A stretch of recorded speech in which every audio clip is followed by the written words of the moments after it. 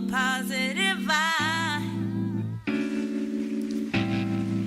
Wherever we go, we are gonna do what makes us feel right.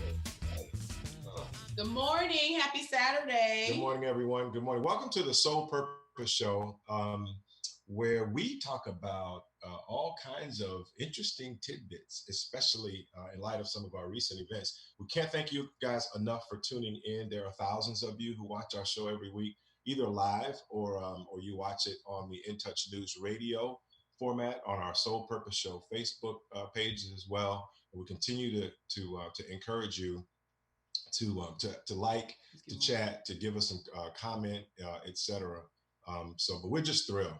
We're thrilled that we're providing information that you find relevant and that is useful.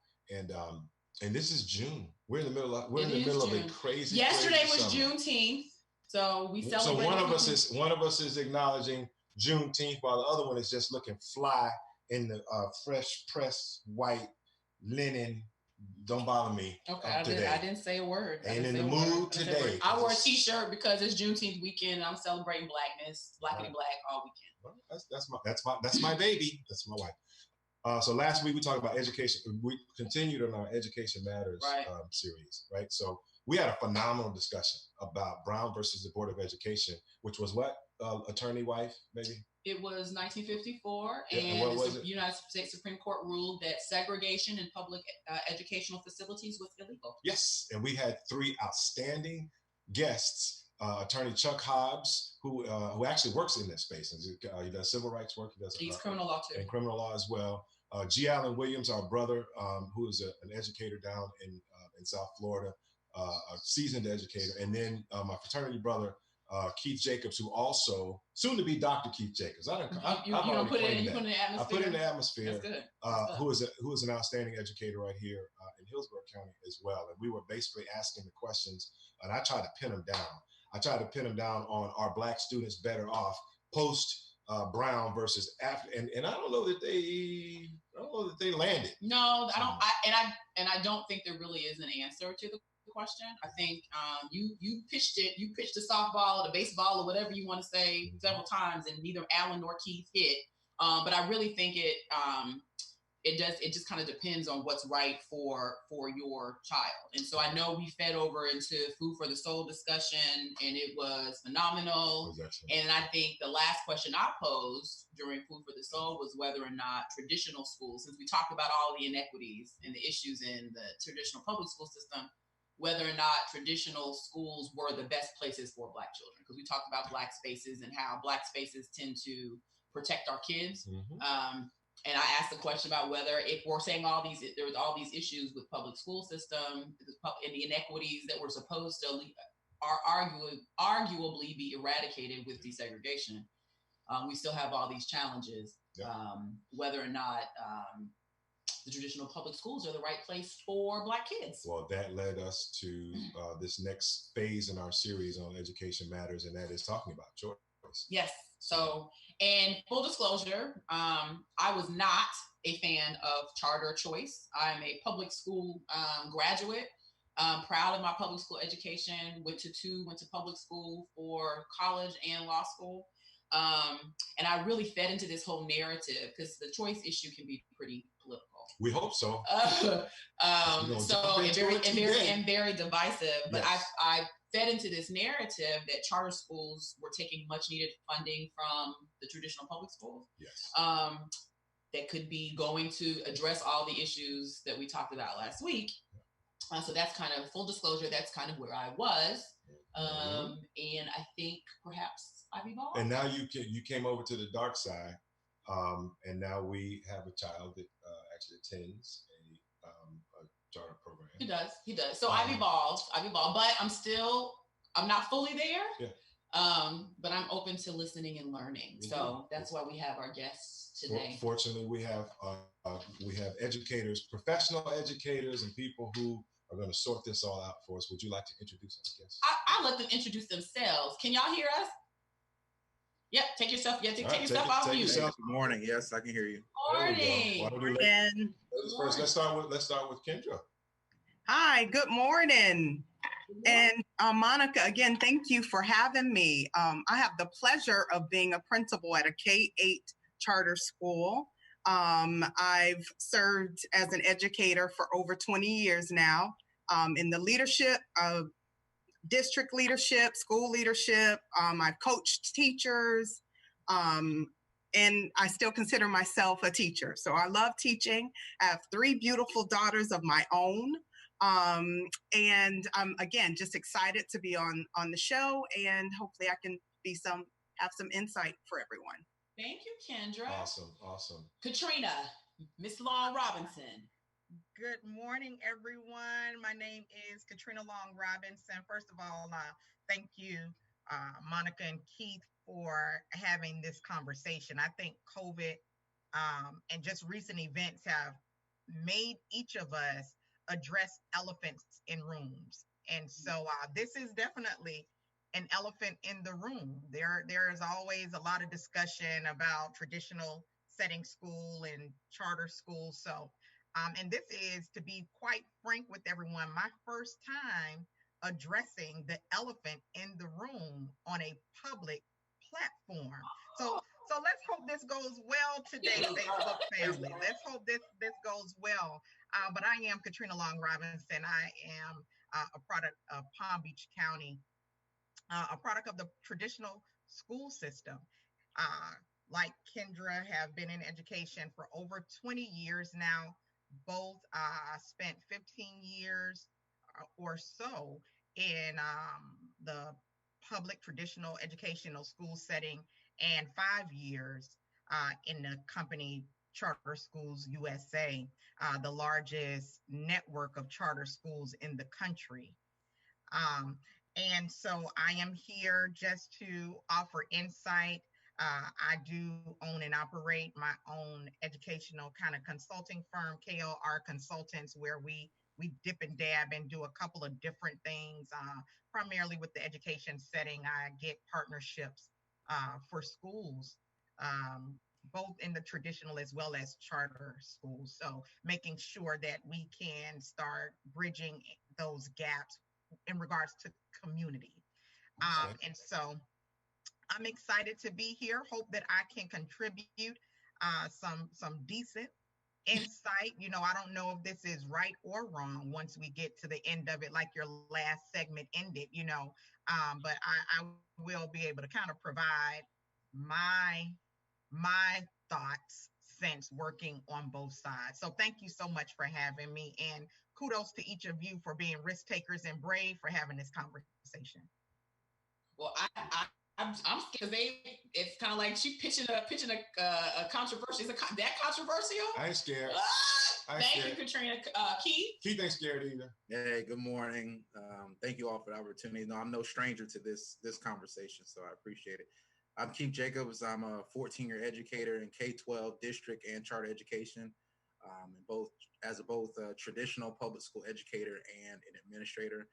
I spent 9 years as an administrator. I spent 12 years in traditional public education, 2 years in charter education. I'm a former founding principal for a K-8 charter school. I'm a former Hillsborough County Teacher of the Year nominee, Administrator of the Year nominee as well. Currently, I'm an education choice advocate with Step Up, and I'm also a trainer and a national speaker on education equity. So happy to be here. I welcome all questions, and hopefully we can get just a better understanding before the day is over. Well, we have a very robust and impressive group of people. Hey, I say let's just get with it. I mean, well, and so my personal perspective is I'm not in education. I've been in corporate America for 30 years or so, and just kind of I have taken a departure into the nonprofit space, working in youth services. But you know, my dad was an elementary school principal, retired from the county school system. So this is an issue that's near and dear to me. But it sets the framework for all of us. I think collectively can agree on this one thing, right? So education is the great socioeconomic equalizer. So we can't, as a people, and as really as a society, but we can't, as a people, expect that we're ever going to move the needle forward in our community without figuring out ways to have access to quality education. So Right. So, and I agree with that. So I guess we pose this question, and this is for Kendra and Katrina, because I know Keith, for people who are tuning in for the first time, Keith Jacobs was on our show last week, and we invited him back because I know that school choice is his space. But one of the questions we posed last week was kind of feeding off of what Keith just said, which is this notion that education is the great socioeconomic equalizer, which begs the question, is that true? Right? So we talked a lot about the fact that our kids are still struggling in the schools and educational system. So is that notion, we hear that if you go to school, you can pull yourselves up by the bootstraps and then you'll be fine. Just get a really good education. But I want to hear Katrina and Kendra's thoughts about, whether or not that statement that we often hear about education being the great equalizer. And make sure you take yourselves off. Take yourselves off mute. But is that true? I mean, is education equitable? It can be an equalizer if we're talking equitable education. If we're talking education that is relevant and is meeting the needs of students. So, I mean, not all schools are the same. Not all charter schools are the same. Not all public schools are the same. And if we're talking about equalizer, I mean, even thinking about our experience going to Suncoast, it was quite an experience for us. Monica, if I'm not mistaken, your class may have been the first class to graduate from Suncoast, being the International Baccalaureate program. Right. Our class was like the second. And it was quite an opportunity for us because we got exposed to more rigorous instruction. Personally, I know if I had gone to my home high school at the time, I probably would not have received instruction like that. I wouldn't have mastered math the way I did. I wouldn't have probably wanted to be an educator the way I did. Right. But because those, one of the things that Gloria Latson-Billings says in terms of education for students that are culturally relevant, rigor is a factor. And what we do find in a lot of our schools is, as it pertains to Black and Brown children, that the rigor just isn't there. And if the rigor isn't there and the high expectations aren't there, then no, there is no social equalizer there for our kids. Katrina? I agree with Kendra, and I'm going to kind of throw a couple of things out. I too, Kendra and I are classmates from Suncoast, and for full transparency, I know my mom is going to watch this at some point, but my home school, my mom didn't want me to go to that home school because of what Kendra just stated. She knew that my education would look far different, right? If had I gone to my home school, but I want to throw this out because we're talking about is it fair across the boards? What I have identified or noticed since being an educator is, and I'm sure it's not brand new, and Keith and Kendra can attest to it, we have educators who have not been called to educate. So when we get educators who have been called to educate, it looks different regardless of the school you go to. Absolutely. Right? And so what also happens is this thing is layered, right? And I'm coming to call out my people too with this. It is layered because what I've also found is because when we're in transient areas, and so even though my neighborhood was not transient, we had areas around us, neighborhoods around us where, you get students who could get growth, but they weren't proficient learners. Okay. Right? So we could see a student grow based on what you are learning, but they came to you not being proficient. And so when we go deeper into the conversation of traditional versus charter, we could go a little deeper in that. I see Kendra shaking her head. In our company, we see that a lot. And so what happens is, I think when we go, because we come, it's certain students, let's talk about this, certain affluent students, come from different backgrounds, their parents feel differently about education, they're going to pour more into their students, right? And so the conversation then becomes, as community leaders of color, did Keith, I'm gonna come to you. I know you was on there. Did we really do more? Did we really do what we needed to do to show up to make sure that these schools were teaching our children correctly? Now, hey, I'm going there a little bit. Y'all don't got me out here, so I may as well say what I'm saying. You're on it. I mean, we have some leaders that are up for re-election that have been in these areas for years. Absolutely. We need to hold those leaders accountable. Absolutely. So I'm interested in hearing that as well. Absolutely. So did our organizations, the women in the sororities and the fraternities, the women in the Links, the Jack and Jill moms, the Boule men, did they fight hard enough to go into those schools and say, hey, we demand you to make sure that it is equitable in this school? This school is in our neighborhood. What are you doing to ensure that our children are just as educated as the ones that I sent my child to Suncoast for, right? I could talk about my own mom a little bit, right? And so did we do enough? Did we start failing our children some type of way? I'm gonna be quiet now. Keith, we want you to jump in here. We'd also like for you, though, in your response, since we're already kind of in it, let's clear up. Let's do some definition. Like, so what exactly we're talking about when we say choice? What do we mean by choice? We're talking about a choice between public schools and private schools. Like, what exactly are we talking about? I mean, choice is kind of. Oh, go ahead. I'm sorry. Go ahead, Keith. No, it's fine. You good? Okay. Yep. So choice, as defined, is when you attend a school that is outside your zoned area school based on based on where you live. Okay. So anytime that you go to a school outside of your area, that is a form of choice.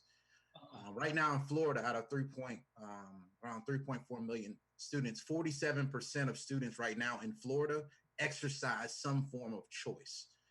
This choice could be through a voucher program. This choice could be through charter schools. It could be through magnet schools. It can be through academies. Our VPK program is a form of choice. So school choice is a broad umbrella. Oftentimes it's narrowed down, and people either see choice as either charter schools or if the children are getting vouchers, but it's far more expansive than that. It's anytime a child is outside the area school. And right now in Florida, 47% of students exercise some form of choice. As a parent myself, both of my kids exercise choice, and they have since they started school. So that's pretty much, Keith, in a nutshell, where we are with school choice in Florida. And it's more than just an ideal now. It's now a movement where, like Katrina said earlier, parents are just they're fed up with where they are right now. They need options outside of where their zip code lies.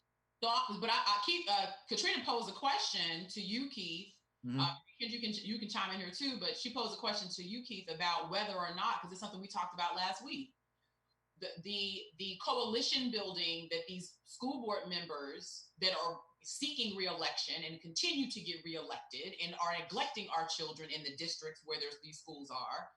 The failure, number one, of the community leaders Katrina was talking about to go to the public schools and to advocate on behalf of their children and the other Black children in the neighborhood. Did we do enough such that now we are here? You know, there's a whole lot of blame to go around, but sometimes you got to kind of take responsibility for your own community. And I'm just kind of throwing that out there. There are systemic issues for sure, but did we do enough before we did Black Flight to ensure that where we are now would not happen? And that's probably a really loaded question, but she kind of posed it, and I'm gonna repose it. Well, it's not so unloaded. It's more so you have to think about, when you say do enough, are you saying were they advocating for change, or did they advocate until they saw change? There's a difference in that. A lot of times, especially in Black communities, we'll advocate for change, but we don't advocate until there is change, which is usually the case in this, which is what Katrina is alluding to. So I would say that they're in there and they're making their case, but they're not demanding the change. What they do is they settle for a promise, and we've always done that ever since, JFK promised us civil rights. We've settled for a promise that education is going to get better. But what we don't know is that there is money to be made if children, a specific group of children, a segment of your population, if they're not successful, there is money to be made. So we have to understand that it's deeper than just, okay, what does the curriculum look like in the school building? It's more so, how are you creating an experience of diversity and inclusion in your school so that my child first feels comfortable learning in your school and also has the capability to learn into your school. So when parents realized that those needs weren't being met, they decided to explore other options where that diversity and inclusion can be met. So did we advocate? I think we did, but I don't think we advocated to the point till we demanded change, because it shouldn't be a time where we're saying, well, graduation rates have increased, but a segment of the population's graduation has only incrementally increased, but overall it's increased, and we can brag about that. But that small segment didn't increase as much as everyone else. So we get satisfied with the promises. We need to make the demands moving forward. So I have a follow-up question, and this is for all of you all. Keith, you gave the definition of choice, and said there are various options of choice. And one of the things that you mentioned, and all three of me, Katrina, and Kendra all did choice, because I went to a school outside my district back in the 90s. So we exercised choice. But magnet was one of those, which it looks like it's a choice that the traditional public school or the school systems exercise. So if that's a form of choice, why then is there so much divisiveness with respect to charter schools and with respect to the voucher system if the public school system has already exercised a form of choice by the creation of magnet schools? Oh, this is good. Yes, good. It's early too. Yeah, she jumped in. That's real good right there. Sometimes y'all go first, then I'll go last. And I asked that question because, and I didn't really realize that magnets were included in that choice. But now that you've defined it, that makes sense. Public schools school districts have been exercising choice, and I'm talking about in Florida. They've been exercising choice for a long time. And then I guess when Black parents said, "Oh, wait a minute, I want another option." So that's the question. They've been exercising choice. My husband says I take over a question. I'm a lawyer. I get a lot of background. I know. So public school systems have exercised choice. There's a lot of divisiveness around charters and charter. Why? Go. I'll be quiet. Well, that is a heavy-hitting question. I myself, I'm also a choice graduate. I'm an IB graduate, so I exercise choice in high school as well, as both my kids do as well. One thing that you got to understand, especially in Hillsborough County, choice was a response to desegregation mandates, excuse me. So when you started bringing out magnet schools and you put them in the inner city schools, the intent was to have suburban community students bust into the urban part of the community. What then happened was, though, that the students that are in that community weren't able to access their own magnet schools. So that's where the issue lied, Monica, because I can speak personally in Hillsborough County when they reformed a lot of those schools, and I won't mention them by name, but I was a part of the rebranding process in Hillsborough County where they brought these magnet schools in. The majority of the students within that neighborhood were not able to attend the school that's right up the street from them. They had to get bused into a school 10, 15 miles away. So when you start talking about choice, those students that are in the actual neighborhood that could benefit from choice were not able to go to that school. So when you start bringing up charters, when charters bring up their STEM academies, they bring up their bilingual academy, charter schools, no matter where they are in the county, they accept students from the entire county. And that's the difference. That's the difference. It's the lottery system. The kids have the opportunity to apply equal opportunity, and it's not based on where you live. And so when you start thinking about magnet schools within a district trying to appease or appeal to a certain segment of group while denying the group that lives within that area, it's not true choice. Because if you live in a certain zip code, only a handful of kids from that zip code are going to be able to go to that magnet school, which is different from a charter because it doesn't matter what your zip code is. Once you apply, you have that equal opportunity. So let's not get fooled by that magnet schools and charters are on the same par as it pertains to the selection process, because it's not. Because magnet schools attract kids outside of the district, but they tend to deny the kids that are right there within that area. And I'm glad Keith cleared up that misconception, because that is a huge misconception that charter.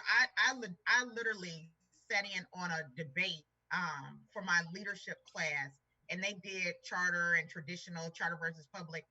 And the person said, and here's the thing, it's so many misconceptions out about charter. And they said charter can pick and choose who they want to come. And I'm like, no. That's not true. Charter will take any student at any performing level and work with them. Charter does not, and let me say this, for the company I work for, charter, we did not turn students away regardless of the grade. You know, we were K through 8. If they came in 8th grade, we were taking them in the 8th grade. And so that is a huge misconception. And to add to what Keith says, I can only speak for CSUSA. Let me say that again. We would have, in traditional schools, they would have way more resources than charter had. So charter would do 10 times more of the work with limited resources opposed to those other schools, right? And so I just wanted to add that I'm gonna let Kendra jump on in there, because she's principal, so she can even speak more to that. And she's been with Pittsburgh and Palm Beach County. So I mean, both Keith and Katrina, I mean, you guys just really hit on some amazing points there. Being at Suncoast, we witnessed that. We witnessed the Riviera Beach neighborhoods kids not be able to go to that school. So, I mean, you were spot on with that. Also preparing students for like schools like the School of the Arts and things like that. Our kids don't always come prepared for the auditions, or, you know, we don't have the leg up on those things. So I know one of the things that I've challenged my crew to do in our charter school at Cypress is to ensure that we are preparing our middle schoolers to move on to the next level.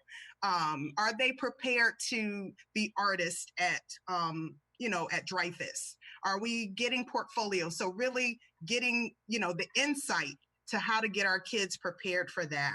And just to be honest, I mean, a lot of our schools do not have what it takes to, or they don't have the resources to get kids to that point. And what I'm saying is a lot of the neighborhood schools, we don't have the leg up on that. So if